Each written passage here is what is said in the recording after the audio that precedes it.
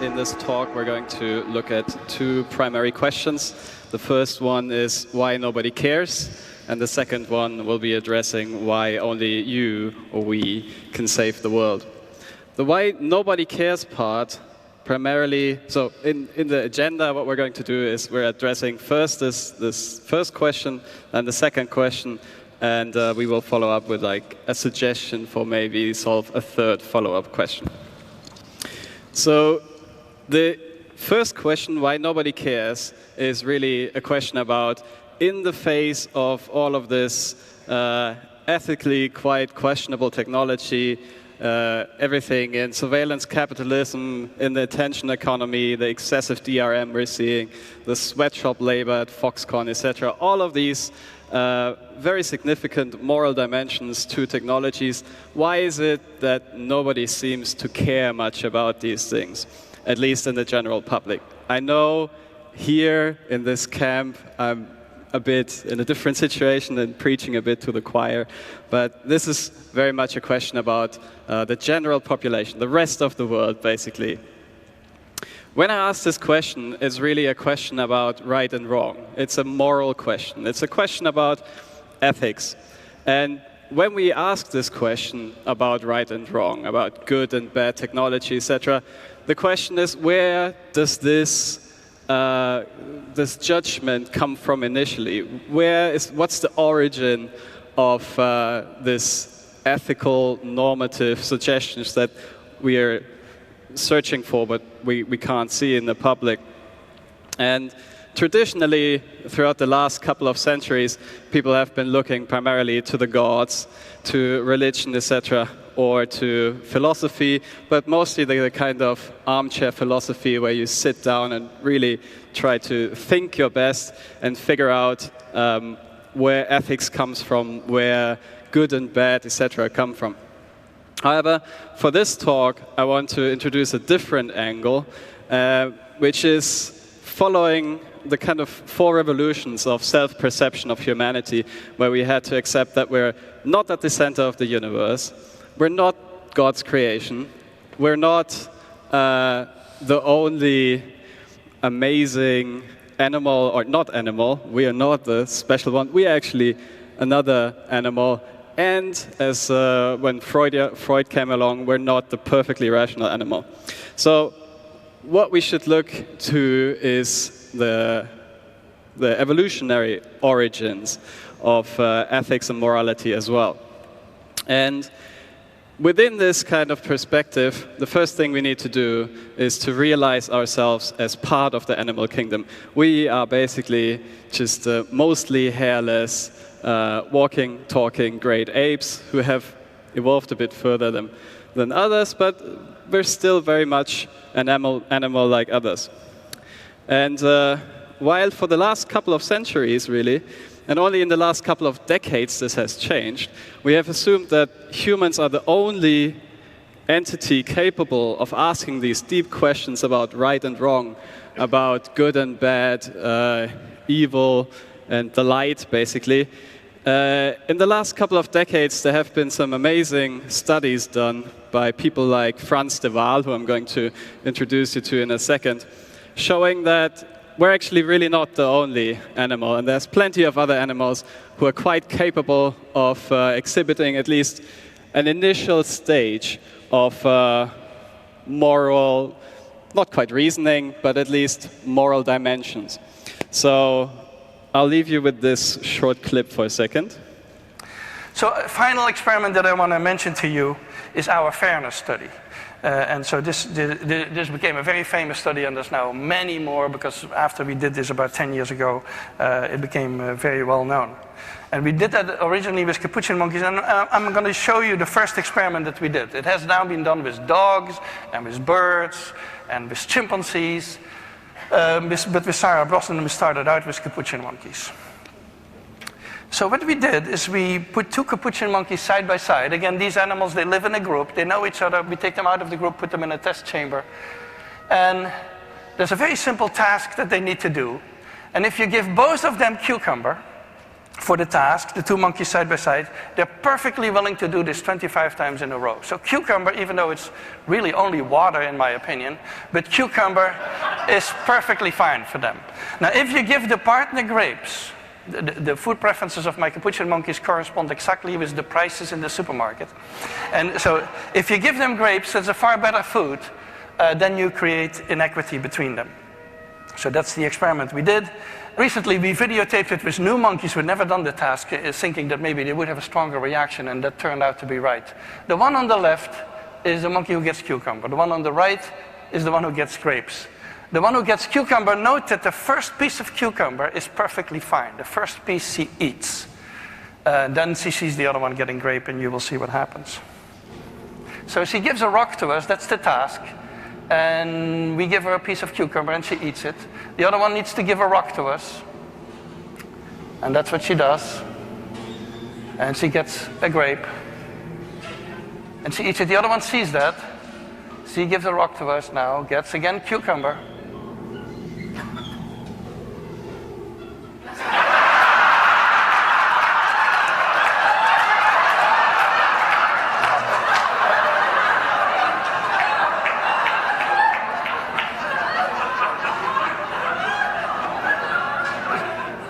She tests the rock now against the wall. She needs to give it to us.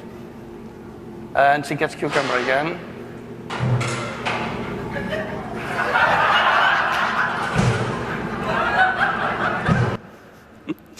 Rattling the cage. So as you can see clearly, and this has been done with many more animals as well, there's already some sort of sense of equality, fairness, etc. And while philosophers and basically the general public has been assuming humans to be the primary reasoner, fully conscious, fully in control, fully rational, it was only really when Freud came along that we had to concede that there's actually a lot more going on beneath the iceberg. And this sort of iceberg aspect is what we share a lot with animals like the capuchin monkeys. So since Freud, there has been quite a lot of development in psychology, and especially a new discipline called moral psychology, where we can do a lot of very interesting studies to look under the iceberg of our human moral reasoning to see what is going on there. So this sort of being an ethics talk, it necessarily has to include some trolley experiments. So what you can do here is you can give people across cultures, etc., controlling for differences there, certain moral scenarios, and then see how they judge. And while this is classically used to discuss which form of ethics is the better one, we're actually interested in a different question. So this study, for example, has been run across countries, etc., and people were asked whether when a trolley is heading down the rails and is about to crash into 5 people, there's a bystander here who has the possibility to flick a switch to divert the trolley and kill one person rather than those 5. Virtually everyone here said, yes, flick the switch. It is morally permissible to do so. However, modifying the entire scenario, where the bystander no longer has to flick a switch, but has to push someone down an overbridge in order to stop the trolley from crashing into the 5 people, you get a very different kind of response. And I know some of you are now thinking, well, okay, but this is much more unrealistic. This has been controlled for. There have been quite clever experimental setups with scenarios where there really is no other possibility than physically pushing a person, for example, holding welding gear or something credible that might stop a trolley. And in this case, the majority of people actually said, no, it is not permissible. And I'll let you, I'll do this little experiment with you, which is another study where human moral reasoning was tested. So in this study, Jonathan Haidt gave this thought experiment to people where Julie and Mark are brother and sister. They are traveling together in France on summer vacation from college. One night, they are staying alone in a cabin near the beach. They decide that it would be interesting and fun if they tried making love. At the very least, it would be a new experience for each of them. Julie was already taking birth control pills, but Mark uses a condom too, just to be safe. They both enjoy making love, but they decide never to do it again. They keep that night as a special secret, which makes them feel even closer to each other. What do you guys think? Was it okay for them to make love? Hands up if you think it was fine. All right, that's probably not a very representative sample of the general population here, but a significant amount of people here were not fine with this idea.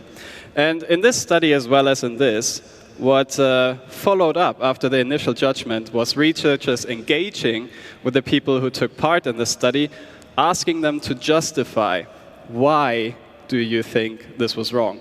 Why do you think they should not have had sex? And at first, they will come up with a lot of reasons, like, yeah, they might produce, children, and there might be a difficulty here. Well, no, double birth control, virtually impossible. But someone might find out, and they might suffer from repercussions. No, we kind of excluded that in the thought experiment. And they kept producing reasons, and the same here, kept producing reasons. But ultimately, when pressed for long enough, they conceded with the words, well, it just feels wrong. I can't really give you super precise reasons. It's just wrong. Come on, you get it. Of course it's wrong, right? And this strong expression is a very, very important reality to human moral reasoning, and which will be the angle of attack or the point of entry for this talk, why nobody cares, which is you need to have this intuition here.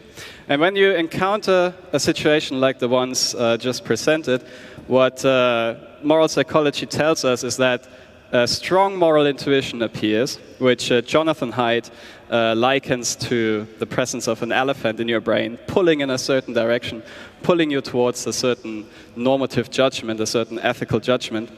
And then there is, however, a possibility for a rider to step in and try to rein in the elephant and push it towards a different direction and to come to a different conclusion. The disparity between those two is illustrated by the comparative size, right? The elephant is ginormous, while the rider is much smaller. So the intuition really comes first, and if it's very strong, it's almost impossible to rein in the rider. So this is what we're good at. This is when you realize yourself as an evolved entity which has evolved to deal with the dangers of the Serengeti or wherever we spread to. These are the things that you have to be good at. And we're, of course, social animals, right? So at a glance, it just takes you a millisecond to see the danger in this tiger and that this is an aggressive phase, right? You don't need much time. Equally here, in the first picture, it really, just a millisecond, you see it, you see something is going wrong. There's something bad. There's a bad moral dimension to this. And there's a good one to the one below.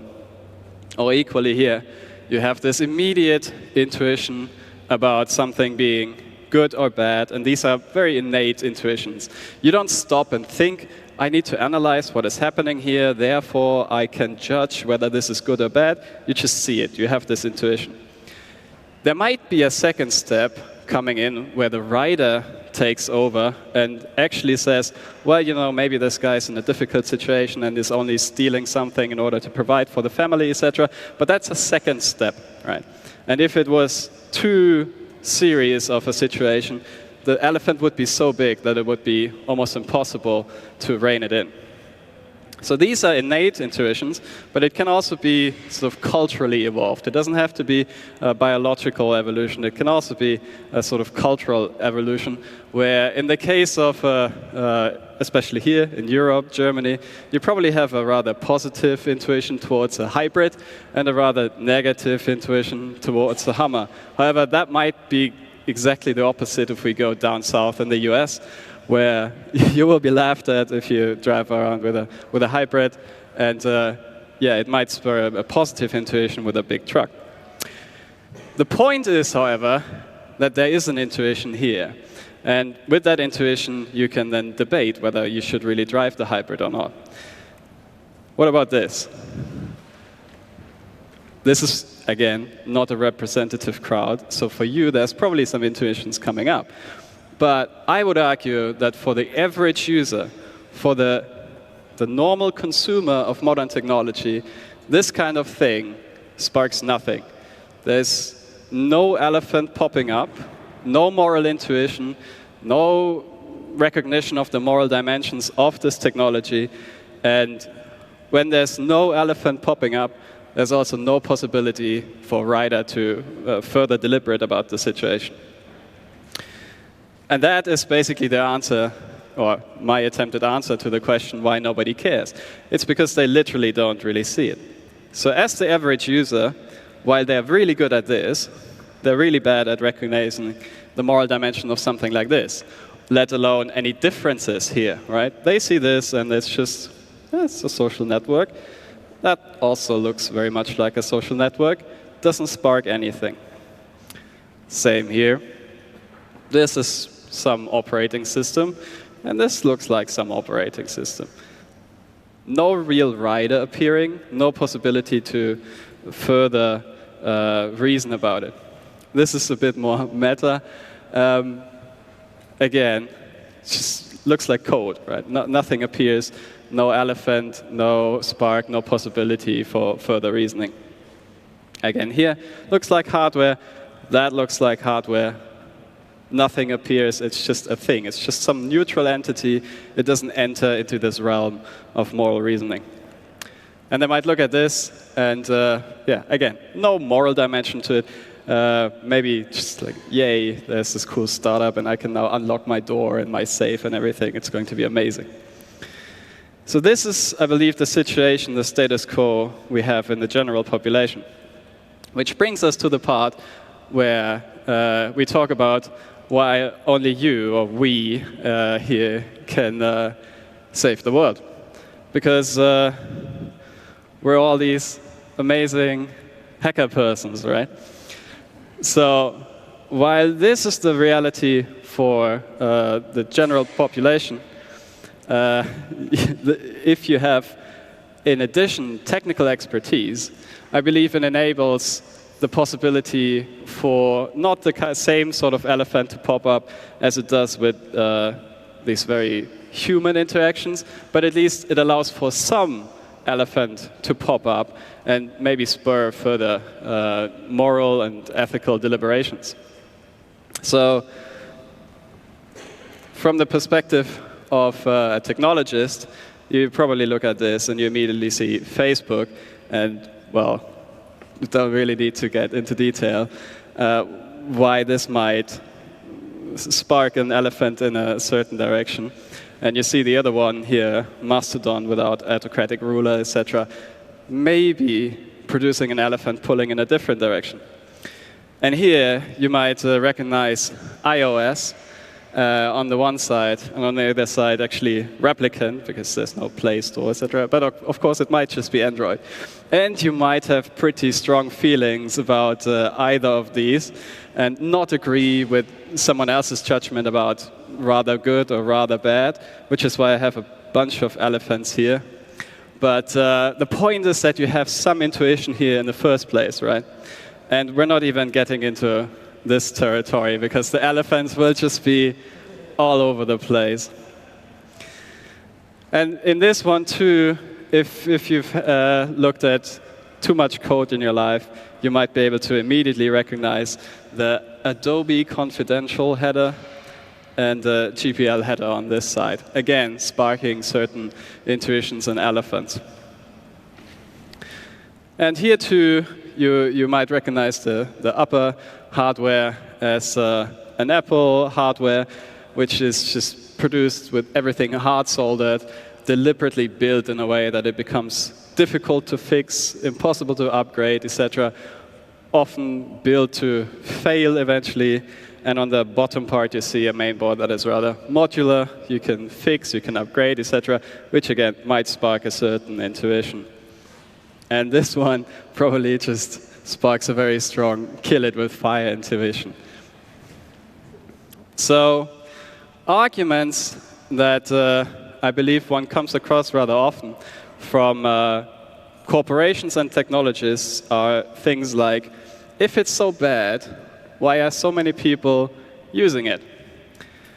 And don't they consent to using this technology? Well, the first one, with the ideas that I tried to explain earlier, we have the answer for that, right? Why, if it's so bad, why are so many people using it? Well, because they don't see it. They're literally incapable of grasping intuitively the moral dimensions of the technologies they're using. Therefore, you can't really hold them accountable for that, or you can't really speak of consent to something which they don't really perceive, right? And we're not receiving any complaints. If people don't find it unethical, why change? Again, if they can't see it, these questions don't really make sense, right? And they pretty much know, these corporations. They're clever. They have their psychologists on payroll. But they will still turn out these kind of arguments. And on the part of the technologists, you might get this very usual argument that I just make it. How someone else uses it is just up to them. It doesn't concern me. And I might have strong feelings about this being right or wrong, but clearly nobody else seems to care, so I guess I don't have to care either. Not quite the case. It's not that people don't deliberately care, like they don't want to not care, they just can't see it, they can't perceive it, right? And there's nothing I can do. So let's answer especially to those last questions about technologists. I believe that in a quite literal sense, we're all superhumans in a way. We're all superheroes with special abilities which we gain from our technological expertise. And this kind of power really does come with great responsibility. There's a popular thought experiment that was introduced by Peter Singer, where there's a child drowning in a pond and someone is walking by, and people are asked, should this person jump into the water and save the child, even if it may, for example, ruin his expensive shoes and suit, etc. And no matter what variation of this thought experiment, everyone agrees that there's a child drowning, someone needs to jump in there and save the child. The situation that we have with most technologies today, I believe, is that most people just can't see it. There's like an invisible wall which doesn't allow you to see through and see the child drowning. However, with the added moral expertise gained from technical expertise, with the goggles, you can see through this wall. And you can see the child drowning. Therefore, it is your responsibility to help save it. The question then is, how do we go about saving the world? And it's not an easy task, but I believe with this information that we have from moral psychology, we are given some interesting tools to work with. And this being a hacker camp, my suggestion is to hack human morality. So if this is the situation and there's nothing coming up, and if we understand, as I do, ethics as the task of memetic engineering, of engineering memes, not in the pop culture sense, but in the actual scientific sense, which likens it to genes, ideas, which will propagate successfully in a population. If we understand ethics as this task, and if this is the reality that there's no elephant popping up, no intuition, what we can do is we can engineer our own elephants. Right? We can memetically engineer ideas, tools for thinking, possibilities to introduce in order to allow people to intuit technologies better. And if they can intuit it, maybe it's easier to further deliberate about it as well. So one way to do this is what I call the Hume tech test, which might sound a bit silly or trivial at first, but it actually has some important underlying reasons, which are those realities about moral reasoning, etc., which is basically just to take a given technology and pretend that it were human. So in the case of this popular social network, for example, imagine that rather than giving you some abstract apps and online portal, etc., this startup had given everyone a personal assistant, which doesn't seem too unrealistic given the minimum wage in the US. But imagine Facebook as a person rather than this abstract tool. Imagine there's someone, like you have a friend, and this friend comes to you and says, you know, I have this awesome new assistant. It was given to me for free, and he does all of this cool stuff. And you might tell this person, well, but you are aware that he's bragging about being able to manipulate you very well. He takes pictures of everything. He owns the rights of everything. He passes on all of that stuff that he witnesses in your life, not just to the highest bidder, but also global agencies, different governments, etc., has been repeatedly caught lying. It just really seems like an overall absolutely awful person, and you should not hang out with that person or accept this person in your life. And you can even run sort of things like a PCLR standard test for psychopathy on this type of person, for which, if you go through it, here, superficial charm, I'll give that a yes. Grandiose self or self-worth, is maybe not quite applicable, but need for stimulation, proneness for boredom, absolute. What are you up to, right? On the wall of Facebook, constantly pushing you to buy stuff, showing you what all of your other friends are buying, etc. This is just a really good manipulator. So pathological lying, clearly. Manipulative, clearly. Lack of remorse or guilt, definitely. Parasitic lifestyle, absolutely. So we end up with something like 13 out of 20 in this instance of the Hume tech test. And of course, you can expand that also to some other companies. Imagining, for example, Apple as this person who's hyper-aware about personal looks and super patronizing, telling you what you can do and what you cannot do, etc. Or here, Google Ads, which doesn't really show itself as much as someone like Facebook or Apple does. It's more like this super creepy stalker who's constantly following you, recording everything you do, and then every now and then just leaving some ad or something in your way as you just go about your day where you don't even know where it comes from. So this, I believe, is a pretty powerful tool, even though it might seem silly, but especially when talking to people who are as of yet unconvinced. Let's say you talk to your parents, the standard example, right? I think this is a powerful tool to allow them to better intuit the moral dimensions of these technologies that we are encountering and using on a daily basis. And I would be very happy if I could convince some of you here of the power of this, and you can use that in your own life, in your own fight for a better world.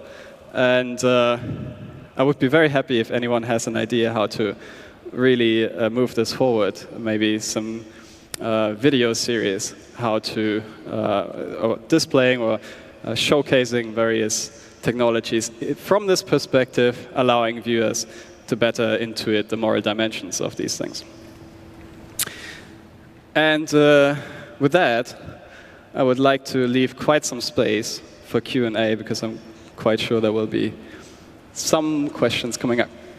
Thank you.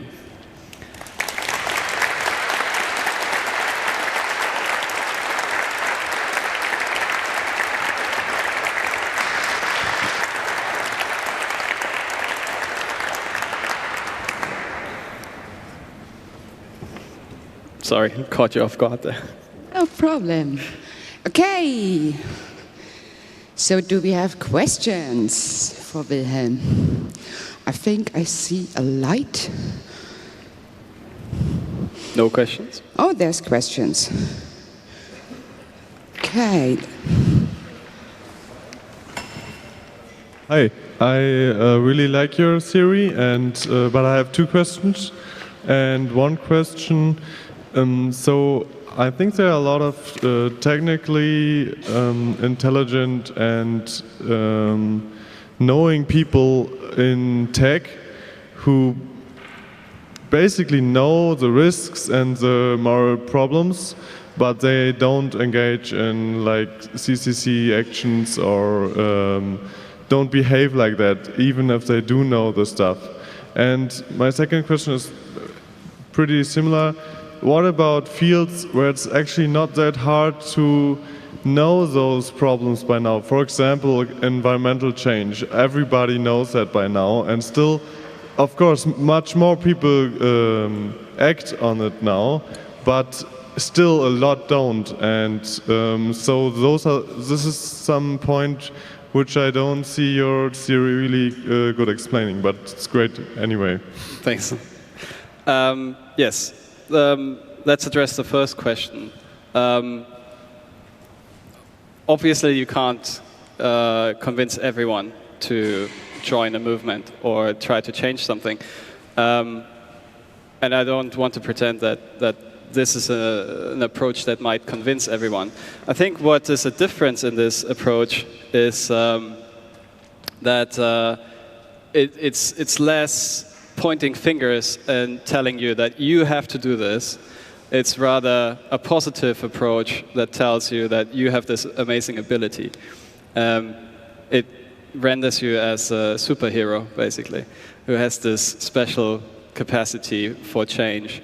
And maybe that might motivate someone more than just this top-down, you need to do this, otherwise you're a bad person. The second one, about environmental issues, etc., that's a very difficult one as well. In general, I believe there too, even though it's quite visible in theory, the problem is that it's very complex and abstract problems nevertheless. So these are things that are happening on a great scale. They involve huge numbers. They involve stuff that is happening thousands of miles away, right? And that's not what we have evolved for. That's not what we're good at. We're only really good at the stuff that is right in front of us. So even though I don't have any good model ready here, there might be some way how we can pull this abstract thing into a more intuitively palatable form as well. Be happy to discuss any possibilities there. Okay. We have more questions. Oh, we have a lot of questions. Please go ahead. Hello. Yeah. I was wondering, like, how much of this do you think is like a generational issue? So you talked about like evolutionary and culturally kind of feats that we acquired with stuff that has been around for longer, but theory is like, what, 5 years old or so.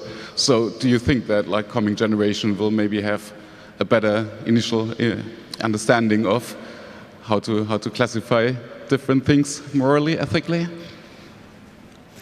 Maybe if tech had continued in the way, like at the level of need for expertise as it did in 90s or early 2000s.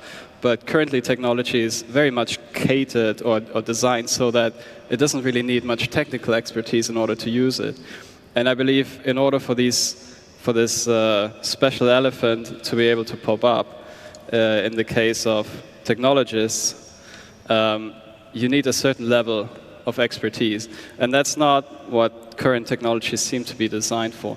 Hopefully, on a much longer scale, I mean, evolution, both biological and cultural, is taking place on a ginormous timescales. So it might get better eventually, but there are very, very, very powerful actors who don't want this to happen, really, right? And they purposely build things to be easy and to even sort of use a similar approach here to personalize it in a way and make you feel warm and cozy, etc., with their fake personas on Twitter, etc. So yeah, I see what you mean, but I'm not convinced that it will be a natural trend. Okay. And we even have a question from the internet. Can I please have the Signal Angel question, please? No, sorry, I got it wrong. I think it was just somebody replying to what I was saying about the talk. But it was, I will still say it because it's interesting. The person was saying, if I can, sorry, 1 second. They were saying, I find the exercise of equating technologies and social media to people to be interesting, but what about the benefits that the technology brings in people's life? You need to try to figure out if it's more bad than good. Oh yeah, sure. I mean, the thing is that the good part, you know, there's not that much of a need to bring it into the light, to pull it into the realm of easy moral intuitions. But you could use exactly the same approach and also say, look, what cool stuff this one is doing, right? So yeah, I don't see any issue here. I was not highlighting this because the main problem is to get people to see the negative moral dimensions, but you could equally display the positive ones. Yeah, awareness is a problem. More questions, please. Yes, thank you for the talk. I have a question about your optimism that technologists actually can grow an elephant themselves. I have kind of run a number of unscientific experiments where when peers are told that they need to upgrade something, it will break their workflow, you can see how their face sinks. But when they're the one doing it, they have no problem with it. Their elephant goes to sleep and they just release something that robs all their users of days of their time without any moral qualms or anything like this. And even if you explain it to them like, hey, you just, you know, robbed your 10,000 users or whatever of 1 hour each, and that's a lot of hours, they do not seem to wake this elephant or do any analytics on top of this and so on and so forth. And I see this very, very often within, you know, our circles of hackers. Do you have any comment on that? Why is this so? Can you repack that question into like a tangible? Yeah, please make a short question of it. Thank you. Sorry, can you repeat? A short question, please. Yes. So why are we as technologists so good at putting our elephant to sleep when it suits us? Well, that's a claim you're making now. That's a hypothesis that needs improving. I'm not sure if it really applies here. I think you might be using the elephant metaphor slightly differently, because in this case, the use of it is really the activation of basically a part of your brain, which is a very innate response, a very innate moral response to a given situation, which creates this elephant. Your question just seemed more general about why people seem to be selfish and only appeal to ethical reasons when it's in their advantage. That's a whole other complex of problems. But we can talk about it later. We can't answer all the questions, and we try to change the world, but it makes some time, right? We have more questions. Please go ahead. Thank you so much for your talk. I have a question about the current folio. Here we see that this abstract device from Amazon suddenly becomes a moral dimension by adding expertise. And in a previous folio you said that people can distinct between an SUV and a hybrid, and personally I don't really see the great distinction between this Alexa and the SUV, because both are magic boxes which, when you turn it on, do things for you, drive you around, answer a question. So my question is, how is this Alexa different to the SUV? Absolutely. And the answer is that pretty much everything a car does happens within a realm that we're pretty good at, which is physical stuff. Physical movement, physical danger. You can see the smoke coming out of the exhaust of the SUV. It's pretty clear. It's something immediate in your face, and it's physical. It's the same reason why there's a huge media attention and explosion of discussions around autonomous driving, as well as robot ethics, because all of that is happening within this realm of moral intuition, which we're much better at, while Alexa, and hey, you recognized it, which probably not everyone would, most of this happens way more removed, it's way more abstract, it's way more indirect, right? And if we go back to this first example here, you have this sort of effect where a technology between you and the ethical subject dampens this very strong intuition. And there have been experiments run to see what level of indirectness is necessary in order to change the general average moral judgment from this to this, or this one to this, rather. And it seems that it has to be very direct. So you can have like a 10-meter long pole and push someone off, and it still feels incredibly wrong, and people will say it's not permissible. You add a couple of gears in between, levers, the chain of causality is complex enough for your brain to trigger into higher cognitive mode, where it does calculations and math, etc. And here you arrive at the more just calculated result. And I think that's exactly the thing. Cars are just still way closer to what we're good at than something like Alexa. Okay, thank you. So we have one last question. Please make it a short question. Yeah, thanks. Yeah, hello. Thanks for your talk. I guess I would like to maybe ask or point something that maybe only questions, please. It was not addressed. How about making people experts? Because probably a lot of them are very eager to become more experts, and they have the morals, but they lack the skills.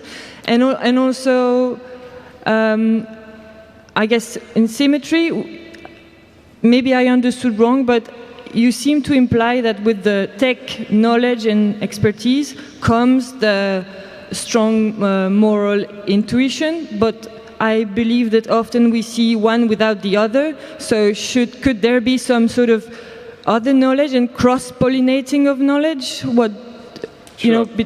So this idea is, of course, kind of relying on a kind of ambient recognition of what is right and wrong, and then as soon as you add expertise, your ambient level of right and wrong, like broad-scale manipulation, like obviously it's wrong. And most people would have this immediate intuition that, well, okay, I will have to do something about it. But clearly that doesn't have to be the case for everyone. And I also fully agree that educating is a great way of doing this, making everyone into superhumans. But again, there's a lot of people who have interest in that not happening, and to just have oblivious users. Yes. And that's why we're here, actually. Exactly. Because that's why Chaos is doing events. That's why our speakers are here, to educate you, to discuss with you, to review their own opinions and ideas. So come to camp or make more camps. We need more camps, we need more events, we need, to communicate. Yes. And if you have any idea how to help me move this forward, or just found it interesting, share, use this method with other people. Okay. And, Thanks again, a big applause, and come here and ask.